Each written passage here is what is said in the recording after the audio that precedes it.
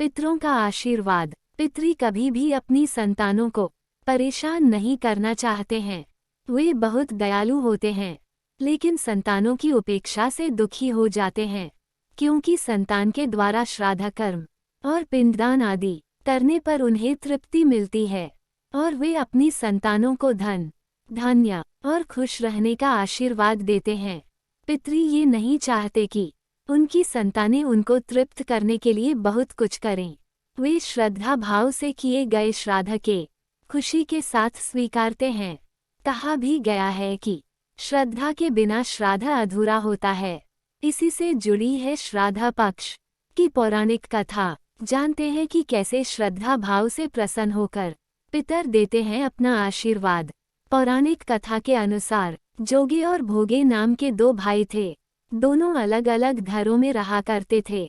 जोगे के पास धन की कोई कमी न थी, लेकिन भोगे निर्धन था। दोनों भाई एक दूसरे से बहुत प्रेम करते थे, लेकिन जोगे की पत्नी को धन का अभिमान था, तो वहीं भोगे की पत्नी सुशील और शांत स्वभाव की थी। जब पितृपक्ष आने पर जोगे की पत्नी ने उससे पितरों का श्राद्ध करने के लिए कहा तो जोगे इसे व्यर्थ का कार्य समझकर टालने की कोशिश की, लेकिन जोगे की पत्नी केवल अपनी शान दिखाने के लिए श्राद्ध का कार्यक्रम रखना चाहती थी, ताकि वह अपने मायके पक्ष के लोगों को बुलाकर दावत कर सके। जोगे की पत्नी ने उससे कहा कि मुझे कोई परेशानी न हो, इसलिए आप ऐसा कह रहे हैं, लेकिन मैं सत्य कहती हूँ, मुझे इसमें कोई परेशानी नहीं है।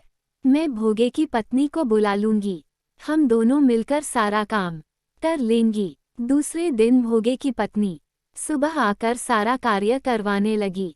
उसने अनेक पकवान बनाए, फिर सभी काम निपटाने के बाद अपने घर वापस आ गई, क्योंकि उसे भी पितरों का तर्पण करना था। जब पितर भूमि पर उतरे, जब वे जोगे के यहाँ गए तो देखा कि उसके ससुराल पक्ष के सभी लोग भोजन पर जुटे हुए हैं। वहाँ ये सब देखकर वे बहुत निराश हुए।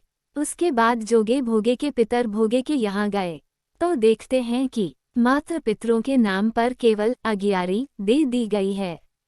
पितर उसकी राख चाटते हैं और भूखे ही नदी के तट पर पहुंच जाते हैं। कुछ ही देर में सारे पितर अपने अपने यहाँ का श्राद्ध ग्रहण करके इकट्ठे हो गए और बताने लगे कि उनकी संतानों ने किस किस तरह से उनके लिए श्राद्धों के पकवान बनाए। जोगे भोगे के पितरों ने भी अपना सारा कुछ बताया। उन्होंने सोचा कि अगर भोगे निर्धन न होता और श्राद्ध करने में समर्थ होता तो शायद उन्हें भूखा वापस नहीं आना पड़ता, क्योंकि भोगे के घर में तो खाने के लिए भी 2 जून की रोटी नहीं थी।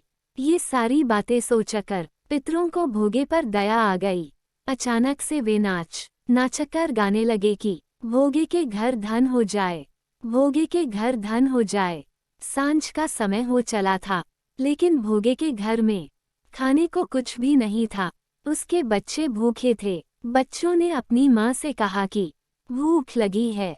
तब उन्हें टालने के लिए गुस्से से गरजकर भोगे की पत्नी ने कहा कि जाओ, आंगन में हौदी औधी रखी है, उसे जाकर खोल लो, उसमें जो भी मिल जाए आपस में बांटकर खा लेना। बच्चे जब वहां जाकर हौदी देखते हैं तो वे दौड़े दौड़े माँ के पास जाकर कहते हैं कि माँ, हौदी तो मोहरों से भरी पड़ी है। आंगन में आकर भोगे की पत्नी ने ये सब कुछ देखती है तो उसके आश्चर्य का ठिकाना नहीं रहता है।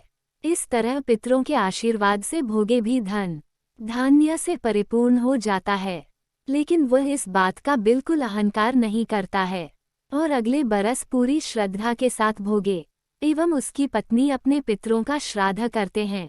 भोगे की पत्नी पितरों के लिए 56 प्रकार के व्यंजन तैयार करती है। वे दोनों ब्राह्मणों को भोजन कराते हैं। अपने जेठ जेठानी को बुलाकर सम्मान के साथ सोने और चांदी के बर्तनों में भोजन कराते हैं। इससे उनके पितर बहुत प्रसन्न होते हैं।